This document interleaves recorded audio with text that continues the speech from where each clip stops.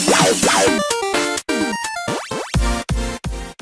भी कहते हैं कि यहाँ पे चाहे कोई अल्लाह कहे, चाहे कोई वाहिगुरु कहे, चाहे गॉड कहे, जो मर्जी नाम बुला लो, उस अल्लाह के या मालिक के ही वो सारे नाम हैं।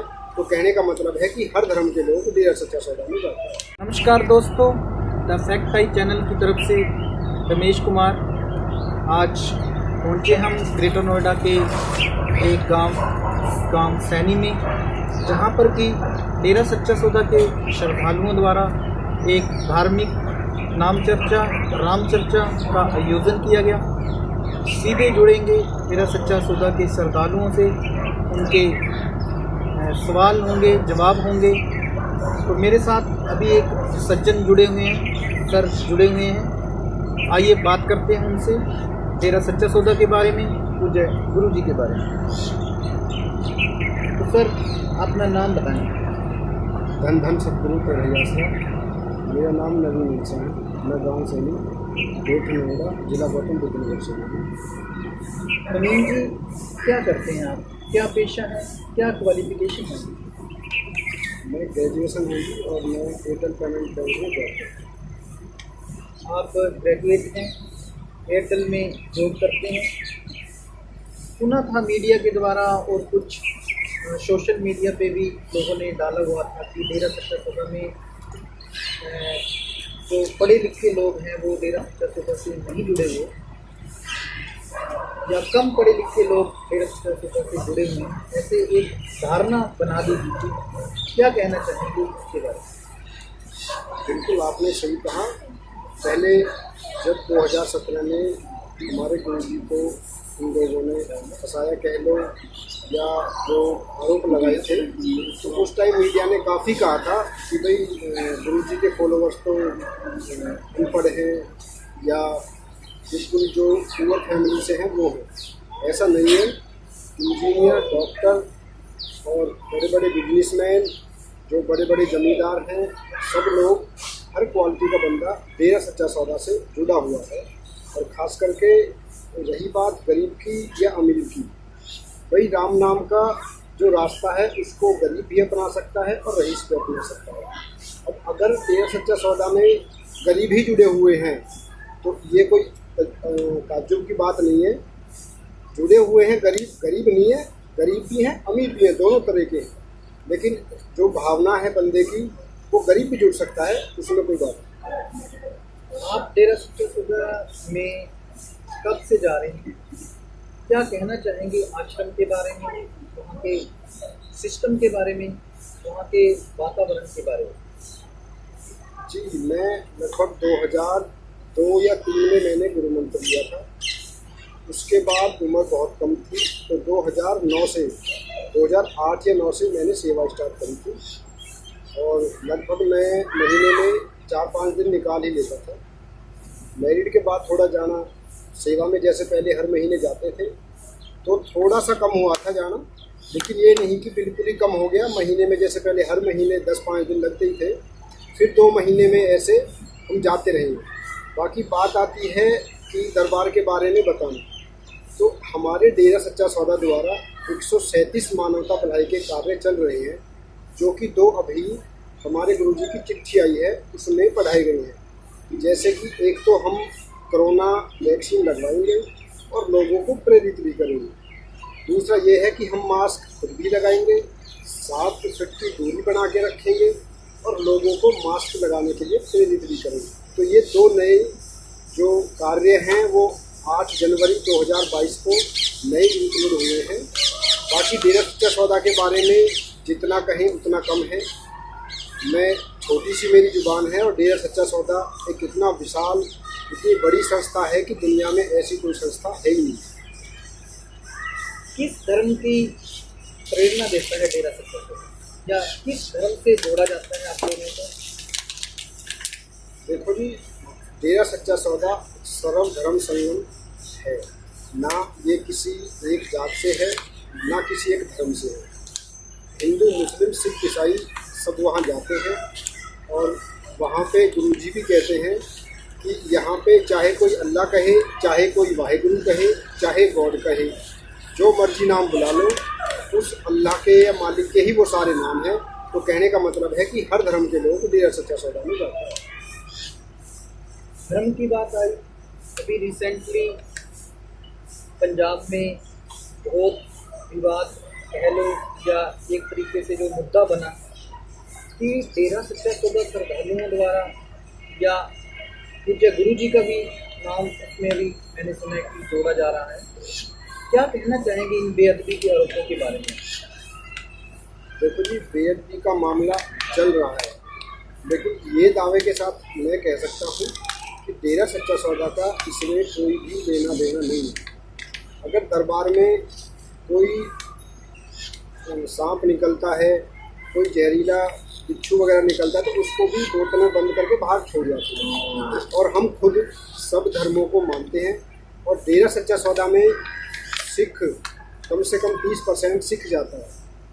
तो अगर अब उन्होंने कहा है कि भाई दरबार के किसी सेवादार ने या जिसने भी कहा है कि भाई बेअदबी का मामला करा है, तो ये बिल्कुल साजिश है। जैसे गुरुजी पे और आरोप लगाए गए हैं, जैसे मर्डर का भी केस है और नपुंसक का केस भी है, तो उसी का एक कड़ी का ये केस भी है। और ऐसे बहुत से केस हैं जो हमको भी नहीं पता, आपको भी नहीं पता, तो जो केस अभी छुपे हुए हैं लेकिन उन लोगों ने लगा रखे हैं। तो ये सिर्फ एक उनकी साजिश है, बाकी अभी जैसे गुरु जी डेरा सच्चा सौदा में नहीं, तो कितना फर्क पड़ा है उनकी शिक्षाओं का, जो उन्होंने शिक्षा दे रखी थी, मानने का स्तर, और जो भलाई के आप लोग मानवता भलाई के कार्य करते हैं, कितना उन पे फर्क आया? देखो, फ़र्क की ऐसी बात है, शुरू में फ़र्क आया था, लेकिन उसके बाद 2017 में नवंबर में सच्चे सौदा 2 महीने लगभग बंद रहा था। संगत भी अपने घरों में थी, बहुत गम था कि हमारा सतगुरु वहाँ पे जाके बैठ गए हैं। तो 7 करोड़ सात संगत को सबको पता है कि गुरु मौज का मालिक होता है, वो जो भी करता है सही करता है, और जो आगे करेगा वो भी सही करेगा। और अगर 7 करोड़ की तरफ से मैं एक बात कहूँ तो 7 करोड़ सात संगत ये समझ रही है और है भी कि हमारे गुरु ने जानबूझ के ये खेल खेला है। वो खुद जाके वहाँ पे बैठे हुए हैं, और जब उनकी मर्जी होगी वो आ जाएंगे। रही बात कार्य करने की, तो डेरा सच्चा सौदा पहले से ही निरंतर कार्य करता था, प्रेजेंट में भी कर रहा है और आगे भी करता रहेगा। कुछ कामों पे फ़र्क पड़ा है, जैसे सफाई महाअभियान था, बड़े लेवल पे होता था, तो अब उस लेवल पे तो हो नहीं रहा। लेकिन हम फिर भी गुरुजी ने कहा है कि अपने जहाँ पे आप रहते हो 50 फुट लेफ़्ट 50 फुट राइट अपने घर के आसपास सफाई रखो, तो वो हम अभी अपनाते हैं। बाकी जो भी हमारे कार्य चल रहे हैं ब्लॉक लेवल पे, डेरे में जो चलते हैं, सारे जूते टू चल रहे हैं, उसमें कोई भी लेस मात्र कमी नहीं आई। जी, मानवता भलाई के कार्यों के बारे में बात हुई आपसे, महिला सशक्तिकरण, वुमेन एम्पावरमेंट, एक इंटरनेशनल लेवल पर, नेशनल लेवल पर बात आती है महिलाओं को आगे बढ़ाने की। कितना योगदान है गुरु जी का डेरा सच्चा सौदा? बिल्कुल आपने सही कहा है। गुरुजी ने इस चीज़ की ट्रेनिंग भी दिलवाई थी, और ये भी बोला था कि अपने जिले लेवल पे या जैसे भी संभव हो तो एक ऐसे सेंटर भी खोले जाएं ताकि लड़कियां आत्मनिर्भर हो सकें। ये हमारा पुरुष प्रधान देश है, इसमें महिला काफ़ी पीछे हैं और बहुत सारी पाबंदियां हैं, कुछ रीति रिवाज हैं जो कि समाज के अनुसार गलत हैं। तो गुरुजी ने बहुत सारी ऐसी बातें बताई हैं, और जहाँ भी हमारी नाम चर्चा वगैरह होती हैं तो लेडीज़ और जेंट्स दोनों इकट्ठे मतलब हौसला होता है। लेकिन बहुत सी जगह आप देखोगे कि लेडीज़ नहीं जाती, सिर्फ भाई लोग जाते हैं। हमारे यहाँ पे लेडीज़ों के लिए अलग प्रबंध है और जेंट्स के लिए अलग है, लेकिन ऐसा नहीं है कि एक ही जाते हैं, दोनों जाते हैं और बराबर का दर्जा भी है। और अगर मैं कहूँ तो अभी जो हमारे डेरे के चेयरपर्सन है वो भी एक लड़की है। तो इस बात से भी हम बता सकते हैं कि देखो, कहते हैं कि कहना कुछ और होता है और करना कुछ और होता है। तो हमारे गुरुजी ने ये साबित भी करके दिखाया है, और इसका जीता जागता उदाहरण ये भी है कि डेरा सच्चा सौदा के जो चेयरपर्सन है दीदी विपासना है और शोभा है। तो इससे बड़ी बात तो और क्या कही जा सकती है कि महिलाओं को आगे लाने में डेरा सच्चा सौदा का बहुत महत्वपूर्ण योगदान रहा है। एक तरफ महिलाओं के लिए इतने सारे काम, मानवता भलाई के इतने सारे काम, Guinness book of world record में नाम, और दूसरी तरफ महिलाओं के आरोप लगाना या एक तरीके से कोर्ट द्वारा सजा का देना, क्या कहेंगे इसके बारे में? देखो जी, इसके बारे में तो यही है कि पता तो सबको है, आजकल आम लोग भी समझ रहे हैं कि गुरु जी पे आरोप लगाए गए हैं।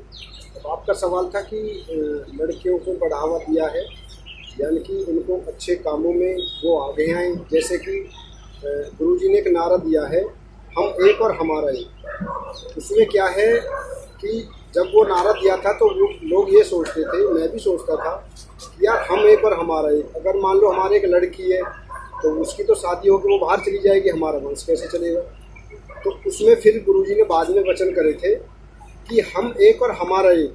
लगभग फिर 1 साल बाद गुरुजी ने वचन करे कि भाई जिनके 2 लड़कियां हैं या 2 लड़के हैं तो एक लड़के को लड़की बिहाने आएगी और वो लड़का फिर लड़की के घर पे रहेगा, यानी कि लड़की से भी वंश चलेगा। तो ये सिर्फ डेरा सच्चा सौदा में देखने को मिला है, बाकी कहीं नहीं मिला। बाकी बात आती है कि जो महिलाओं को ऊंचा दर्जा देने का या पुरुष के अनुसार बिल्कुल बराबर का जो दर्जा मिलना है, तो हमारे डेरा सच्चा सौदा में जो स्कूल कॉलेज हैं तो वहाँ पे लड़कियों ने बहुत मेडल जीते हैं, उनके लिए कोचिंग का अलग प्रबंध है। तो डेरा सच्चा सौदा द्वारा बहुत ऊंचे लेवल पे ये कार्य चल रहा है। मेरा सवाल नवीन जी कोई नहीं है, महिलाओं के लिए इतने सारे काम और महिलाओं द्वारा ही आरोप लगाना, कितनी सच्चाई है इसमें, क्या कहना चाहेंगे इसके बारे में? बिल्कुल, वो सवाल बीच में रह गया था, माफ़ी चाहता हूँ मैं। वो जैसे आरोप लगाए हैं तो गुरुजी पहले स्टेज पे कहते थे कि 10 रुपये में लड़कियां इज्जत बेच देती हैं, तो जिनको लाखों करोड़ों मिलेंगे तो वो तो नेचुरली ही ऐसा कर सकते हैं।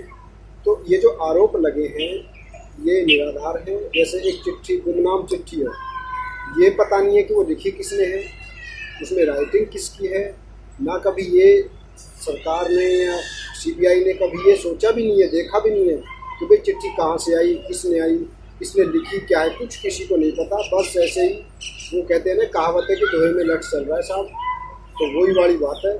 बाकी इसमें है कुछ भी नहीं।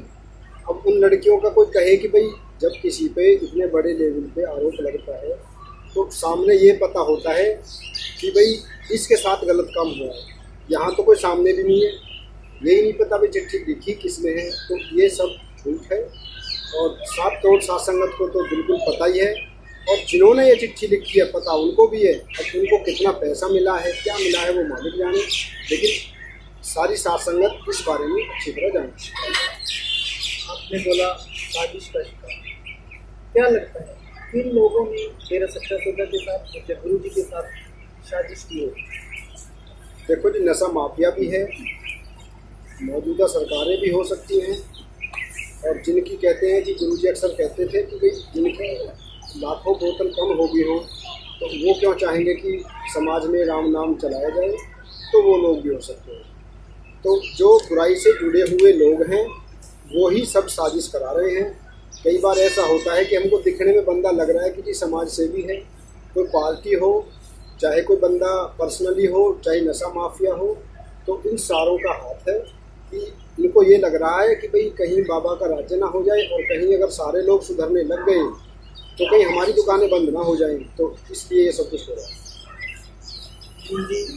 गुरु जी ने समाज के लिए बहुत कुछ किया, महिलाओं के लिए बहुत कुछ किया। क्या अपील, लास्ट में हमारा अंतिम सवाल, क्या अपील आप हाई कोर्ट में अपील करेंगे और क्या सरकार को अपील करना चाहोगे गुरु जी के बाद? अपील तो यही है जी कि जो भी केस लगे हुए हैं, सीबीआई ने तो जांच करी है, लेकिन सीबीआई सही निष्पक्ष जांच करती भी है या नहीं, या सिर्फ इसमें दो बातें होती हैं। एक तो होता है कि सबूत ढूंढना, एक होता है सबूत बनाना। तो आजकल इंडिया की जो सीबीआई है वो सबूत बनाती ज़्यादा है, ढूंढती बहुत कम है। तो मैं तो यही कहूँगा कि देश में जिन लोगों पे भी ऐसे आरोप लगे हैं, चाहे आम इंसान हो या कोई भी हो, हमारा जो संविधान है उसके तहत ही काम होना चाहिए।